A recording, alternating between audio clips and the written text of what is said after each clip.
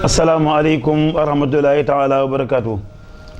waa ahlu xasida ci njiitalu Serigne Hamsatu Mbàkke moom Serigne Souhaïbou ñooy jotle ay kàddu yu cant ci Serigne Mountakha Mbàkke ci ndigal lim ñu digaloon altine ci jumaa ji ak li ko wër ñu yendee fay jàng xasida ak alxuraan ñun ñëpp ñu ngi maase di sant Serigne Mountakha Mbàkke ndax xam nañ ñu ndigal lim ñu digal suñ njëriñ képp tey ak ëllëg moo tax mu digal ñu ko waaye lu mënal boppam la kon nag ñu ngi koy maase di ko ñaanal naal yi mu sémb ak lim fasa liggéeyal sëriñ bi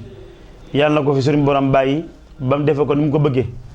tam ànd ak wér ak tal ñi ñëpp di maase di sant sëriñ Mamor Mbàkke moom Cheikh Mouhamadou Fadal mi nga xam ne ndigal ci moom la jaare woon di ko ñaanal mu yàgg ko taxawee tey maase di sant waa ahlu xasida yëpp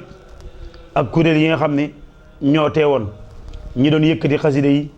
ñu ngi leen di sant te di leen ñaanal ñu daje ca tawfiq sëriñ bi ak ndimbalam mboolem rajaskat yi teewoon it ñi ngi maase di leen sant te di leen ñaanal ñu daje ca tawfiq sëriñ bi ak ndimbalam te njàpp ko ànd ba faw